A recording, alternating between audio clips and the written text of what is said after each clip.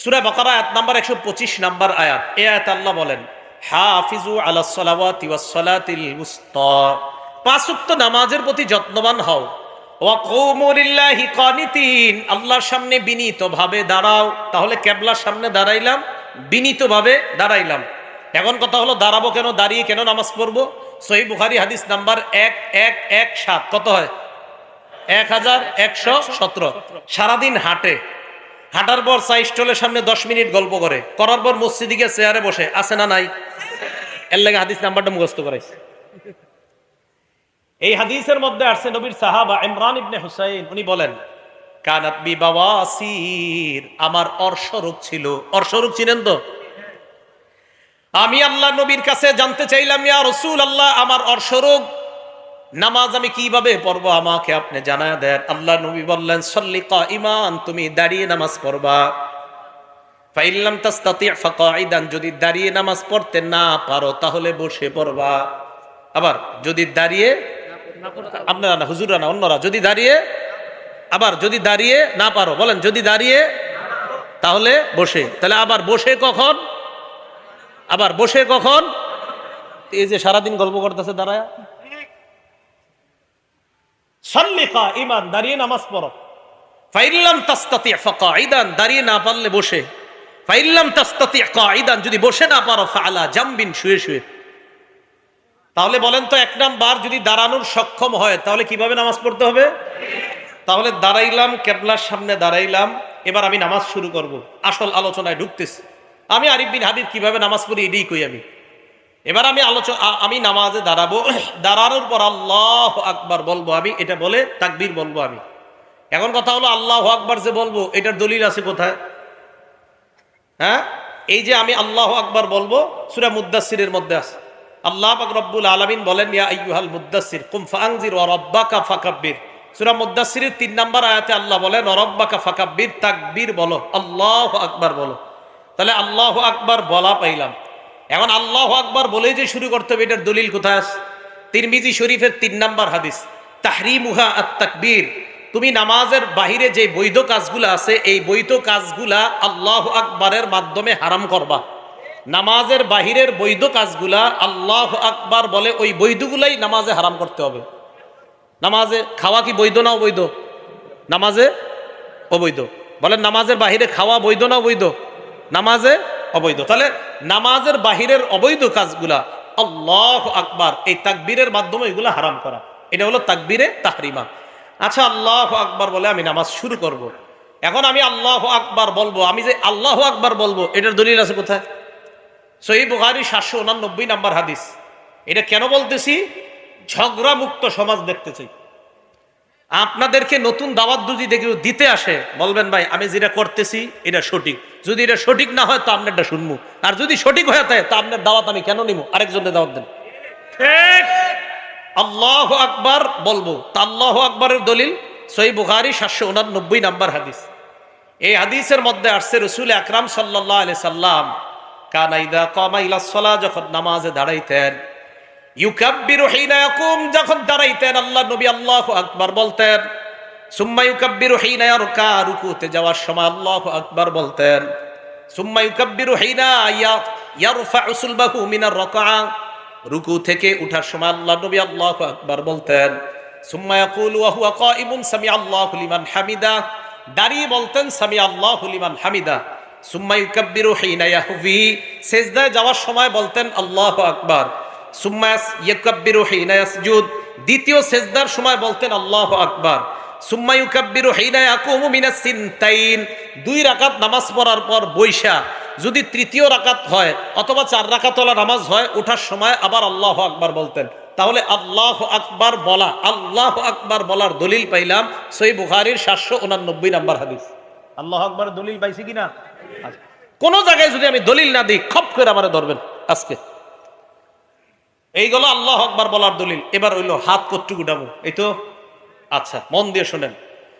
মুসলিম শরীফের 390 নাম্বার হাদিস, মাদ্রাসা পাঠ্যপুস্তক অনুযায়ী, হ্যাঁ কথা শোনেন, মাদ্রাসা পাঠ্যপুস্তক অনুযায়ী 3033টা হাদিস হবে।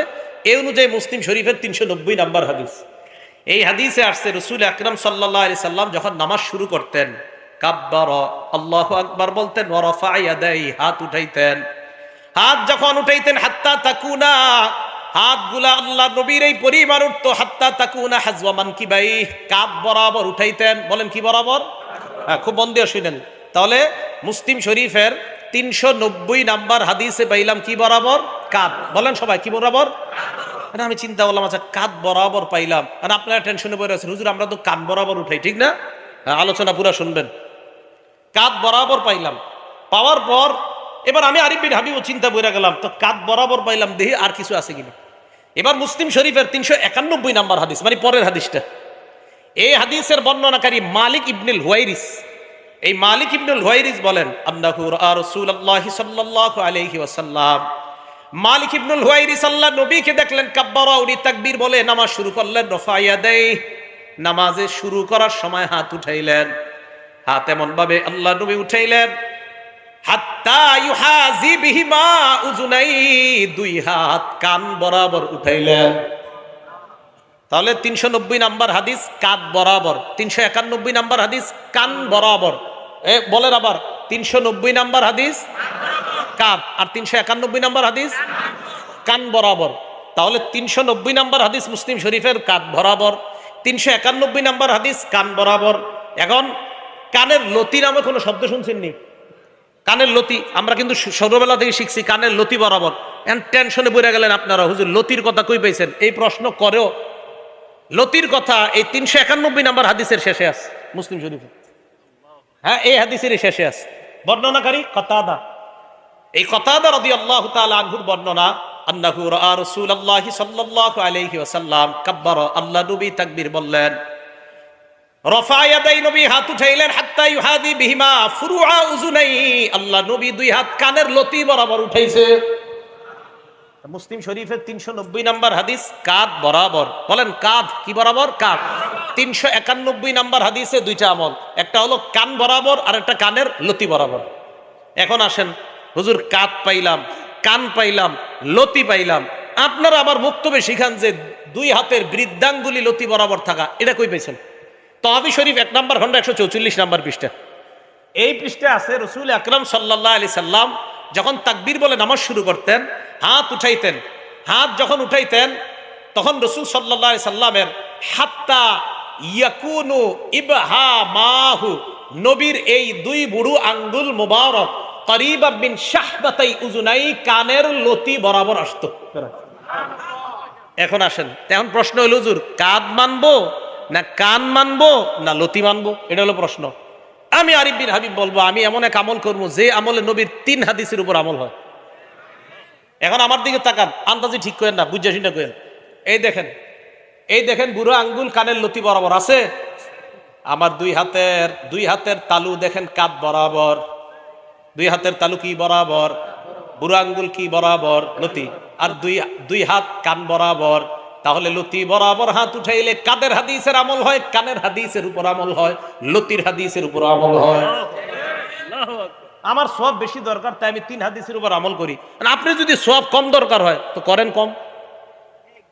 আমার যদি কেউ বলেন, হুজুর আপনি এটা কেন করেন? আমার সওয়াব বেশি দরকার তাই এটা করি। এটার নামই হানাফি মাযহাব। এটার নাম কি মাযহাব? হানাফি মাযহাব। মনে করে নতুন ধর্ম। তাহলে হাত উঠাইলাম, রয়ে গেল, এবার হাত বাঁধবেন কই হুজুর? ঠিকই তো। এই ব্যাপারে 3টা হাদিস শুনেন। 1, তিরমিজি শরীফের 252 নাম্বার হাদিস। এই হাদিসের মধ্যে আসছে, কানান নবী সাল্লাল্লাহু আলাইহি ওয়াসাল্লাম ইয়াউম্মুনা, নবী আমাদের ইমামতি করতেন, ইয়াখুযু শিমালাহু বিয়ামিনিহি, আল্লাহ নবী বাম হাতকে ডান হাত দিয়ে ধরতেন। কোথায় ধরতেন? নাই। ডান হাত দিয়ে বাম হাত ধরতেন, এটা আছে। কোথায় ধরতেন? এটা নাই। আবার বলছি, ডান হাত দিয়ে বাম হাত ধরতেন, কোথায় ধরতেন? এটা নাই। তাহলে হাদিস একটা পাইলাম, তিরমিজি শরীফের 252 নাম্বার, ডান হাত দিয়ে বাম হাত ধরতেন। এবার বুখারী শরীফের 740 নাম্বার হাদিস শুনেন। এই হাদিসে আসছে, কানান নবী কানান নাস ইউবারুনা আইয়াদআ আর-রাজুলুল ইয়াদাল ইউমনা আলা জিরাইহিল ইউসরা, সাহাবাদেরকে আদেশ করা হতো সাহাবারা যেন ডান হাত দিয়ে বাম হাতের বাহু ধরে। বলেন ডান হাত বাম হাতের বাহুতে রাখবে। বলেন ডান হাত বাম হাতের। প্রথমে পাইলাম ডান হাত দিয়ে বাম হাত ধরা, বুখারীর হাদিসে পাইলাম ডান হাত বাম হাতের বাহুতে রাখা। এখন আপনাকে প্রশ্ন, হুজুর আমরা যে কবজি ধরি, এই তো, আর আমরা কবজি ধরি না, তাহলে আবার আগের কথা, এমন এক হাদিসের উপর আমল করবো যে হাদিসে বাহুও আসে, কবজিও আসে, তালুও আসে, যে আমল করলে নবীর 3 হাদিসের উপর আমল হয় এমন কোন হাদিস পাই কিনা দেখি।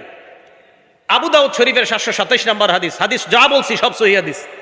আবু দাউদ শরীফের 727 নম্বর হাদিস, এই হাদিসে আসছে রাসূল আকরাম সাল্লাল্লাহু আলাইহি সাল্লাম ওয়াদা ইয়াদাহুল ইউমনা আলা যহরি কাফিহিল ইউসরা ওয়ার রুসগি ওয়াস সাইদি, নবীর ডান হাত দিয়ে বাম হাত মুবারক এমন ভাবে ধরতেন যে নবীর ডান হাত বাম হাতের তালুর পিঠ ধরতো, বাম হাতের কবজি ধরতো, বাম হাতের বাহু ধরতো।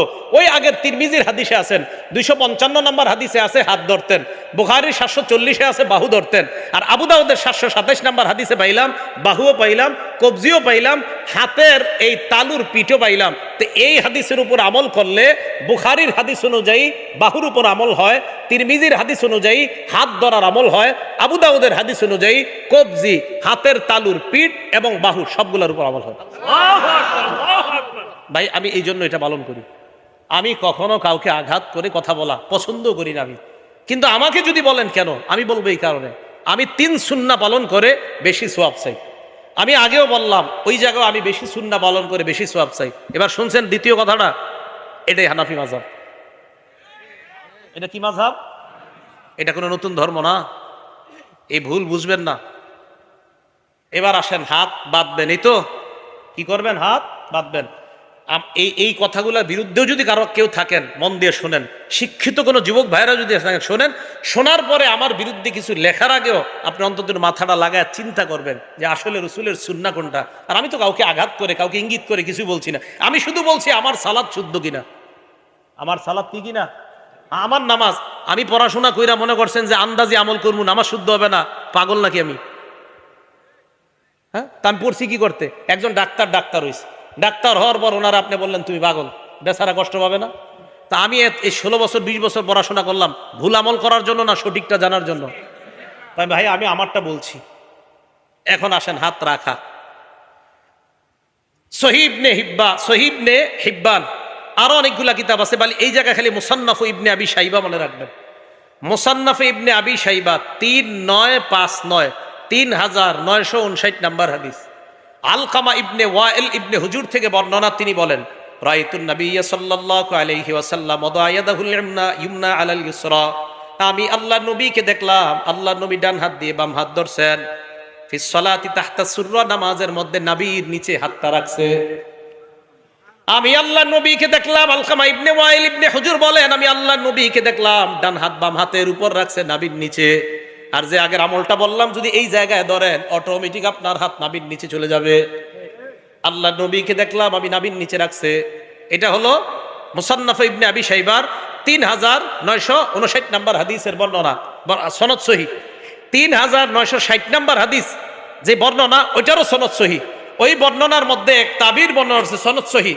উনিও বলছেন যে রাসূল আকরাম সাল্লাল্লাহু আলাইহি সাল্লামের নামাজের পদ্ধতি এটাই যে ডান হাতকে বাম হাতের উপরে রাখা।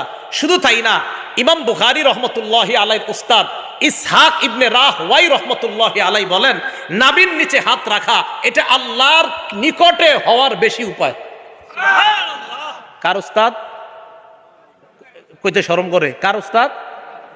জি, মানে এটা চিন্তা করে পড়ে গেছেন আপনি, ইন্না হুজুর ইমাম বুখারীর উস্তাদ নাভির নিচের কথা কইছে, টেনশনে পড়ে গেছেন।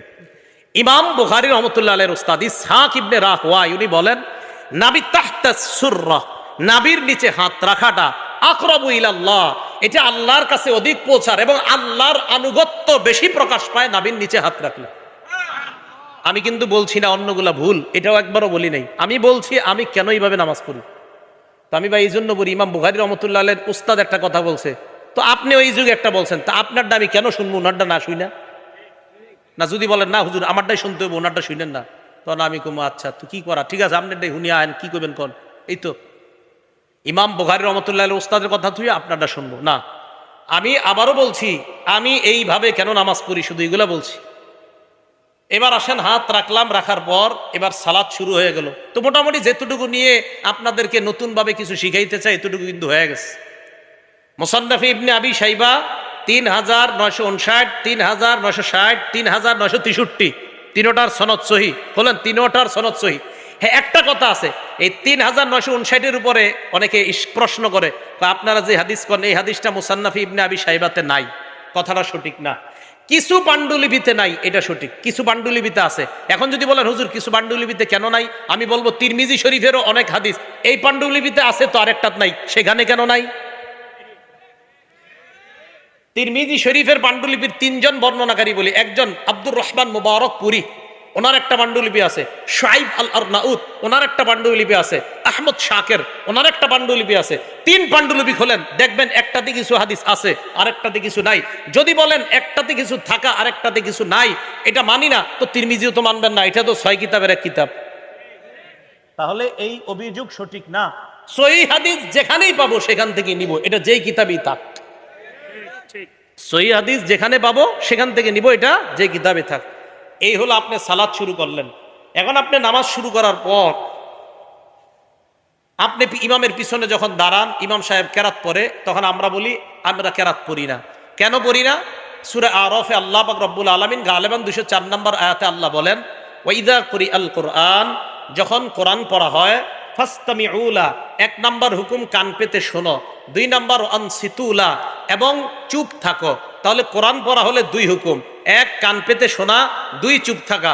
আমি আবার বলছি, কোরআন যখন পড়া হয় তখন আল্লাহর হুকুম ২টা, ১ কান পেতে শোনা, ২ চুপ থাকা।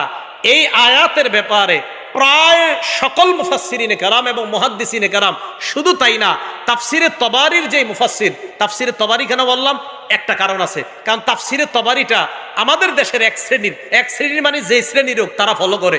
ওই কিতাবেরও মুসান্নেফ বলছে এই আয়াত হলো নামাজের ব্যাপারে, অর্থাৎ নামাজে যখন কোরআন তেলাওয়াত করা হয় মুক্তাদি তখন চুপ থাকবে। মুক্তাদি তখন কি থাকবে? এই জন্য আমি চুপ থাকি। মানে আপনারা থাকেন কিনা জানি না, মানে আমি কিন্তু আমার বলতেছি, কেন বলতেছি জানেন? আপনাদের কাউরে যাতে আমি কোনো আঘাত না করি, সব আমি বলতেছি। আমি এভাবে নামাজ পড়ি, এভাবে হাত উঠাই, কেন উঠাই? আমার বেশি সওয়াব দরকার, তাই কিয়ামতের মাঠে ঠিক আছে একটা সওয়াবের জন্য, তো ওই দিন যেন আল্লাহ না ঠেকায়, তা আমার সওয়াব বেশি দরকার ভাই, আমি এই কারণে করি। আমি ঝগড়ামুক্ত থাকতে চাই, এই জন্য আমি ঝগড়া করতে চাই না। বলতে পারেন কেন? কারণ নবীজি বলছে, আনা জাইমুন বিবাইতিন ফি রবজিল জান্নাহ লিমান তারাকাল মিরাআ, যে ব্যক্তি ঝগড়া করা ছেড়ে দেয়, আমি নবী জান্নাতের মাঝখানে তার একটা ঘরের দায়িত্ব নিয়ে নিলাম। ঝগড়া করতে চাই না। আমার যদি কেউ বলেন হুজুর আহেন, পারলে আমার সাথে বসেন, আমি বলবো বসাবসির দরকার নাই, আমি এইভাবে নামাজ পড়ি এই হাদিসের কারণে, এইভাবে হাত উঠাই ওই হাদিসের কারণে, এইভাবে হাত বাঁধি এই হাদিসের কারণে, আমি এইভাবে আমল করলে দেখি ৩ সুন্নাহ পালন করা হয়, আমি এইভাবে হাত বাঁধলে দেখি ৩ সুন্নাহ পালন করা হয়, আমি ওইভাবে হাতটা উঠাইলে দেখি 3 সুন্নাহ পালন করা হয়, সুন্নত 3টা পালন করলে 3 সুন্নতের সওয়াব হয়, এই জন্য আমার সওয়াব বেশি দরকার, তাই করি। আপনি ঝগড়া করলে অন্য জায়গায় যান, আমার সাথে না। কেন? আমি ঝগড়া পারি না, একদম সত্যি কথা। আবার যদি কোন হুজুর বহস করেন আসেন, আমি বহসে জিরো, একদম কোনো মোটেই যোগ্যতা নাই আমার, আপনাদের সাধারণ কারোর সাথে পারবো না, আর তো আলেম দূরের কথা। আল্লাহ আমাদের সকলকে ফিতনা থেকে বেঁচে থাকার তৌফিক দান করেন।